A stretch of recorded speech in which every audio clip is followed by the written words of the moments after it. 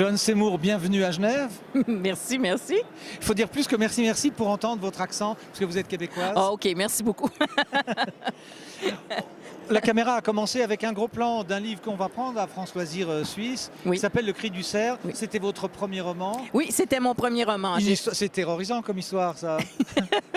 Moi, je l'écris. Ça me terrorise pas, mais il paraît, oui, les lecteurs m'ont spécialement une scène vers la fin là, qui semble terrifiante. Une histoire de sous-sol. Oui, oui, alors le sous-sol, ça fait peur dans le dans Ouais. le policier. Les histoires de fliquettes un peu alternatives, ça fait peur aussi. Oui. Et surtout, c'est comme le dit Stéphane Bourgoin, le spécialiste Oui. des criminels de série, Oui. c'est qu'il faut regarder chez les victimes leur passé, ce qui a pu générer Oui. le meurtre. Oui. Et vous, c'est pire parce que c'est du meurtre en série, mais alors avec à échelon double. D'où vous vient cette imagination très fertile? Comment est-ce qu'on devient auteur avec de romans policiers? Ben, parce que c'est mon genre de prédilection depuis que je suis enfant. Ben, enfant, disons, jeune adolescente. C'est le premier roman que j'ai lu sans images. C'était un polar, c'était Arsène Lupin, Gentleman cambrioleur. Nous sommes d'accord. Oui. Arsène Lupin, Et oui. j'avais 12 ans. Et j'étais chez mon grand-père qui avait une grosse bibliothèque qui contenait... En fait, c'était une étagère avec 3 livres uniquement. Et je m'ennuyais. J'ai tiré ce livre-là des 3 et j'ai dévoré ça. Et après, j'ai tout dévoré. Qu'est-ce qui vous a plu chez Maurice Leblanc, dont on retrouve effectivement quelque chose, le mystère, le style, la langue?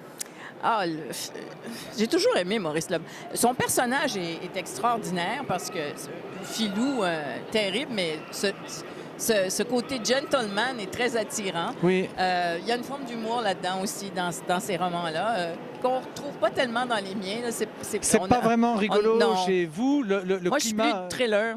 En fait, Oui. je suis... C'est nord-atlantique, hein, comme... Ouais, je suis...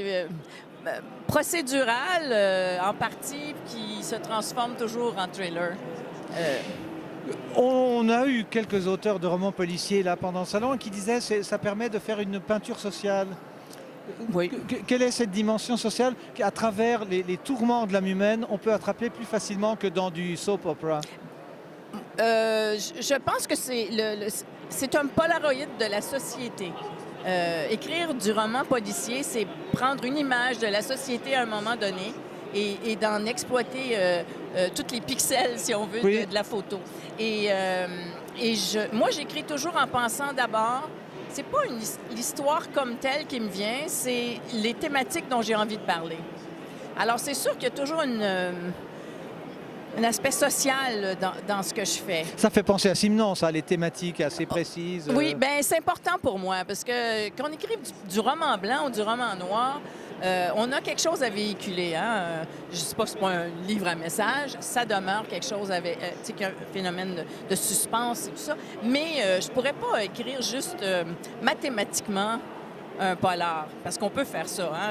Tu peux décider, faire une recette et... C'est quoi, le genre Da Vinci Code, ce genre oui, de oui, choses? ça fonctionne, mais moi, je pourrais pas faire ça. J'ai besoin d'une vague sur laquelle surfer, et cette vague-là, c'est le thème du moment qui m'intéresse. Par exemple, c'est les relations familiales, les enfances violentées dans le premier, dans le Cri du cerf, dans le suivant, le cercle des pénitents. Oui. Je parle de la dérive de la religion. Le troisième que j'ai écrit, qui n'est pas publié ici encore, mais au Québec, c'est sur les tabous sur la maladie mentale. Alors, j'ai toujours une thématique qui m'intéresse, puis je développe autour de ça. Je crée une histoire autour de ça. Une dernière question, quand on lit vos romans, à la dernière page, est-ce que le lecteur est censé être soulagé parce que vous avez réglé un souci, en tout cas un? Oui, ben en général, oui, mais des fois, non. Ça dépend du roman. Il y a encore plus noir que noir, donc. Oui, il arrive que ça se règle pas tout de suite. Là, Donc il faut faire plusieurs volumes. Vous Oui. avez déjà fait des romans qui se suivent dans un autre? Ben, oui. Indépendamment de la télé ou des séries. Hein. Non, mais dans cette série de romans-là, avec le même enquêteur, le 4e volume, il y a quelqu'un qui s'échappe et on le retrouve dans le 5e volume. Alors, Bon. il y a un pont là. Merci, bon séjour à Genève. C'est moi qui Et vous puis, remercie. C'est gentil. Et puis donc à découvrir pour nous, parce que Joanne Seymour est connue au Québec, mais pas encore chez nous. Elle sera sur France Loisirs Suisse, bien sûr. Yay! Merci.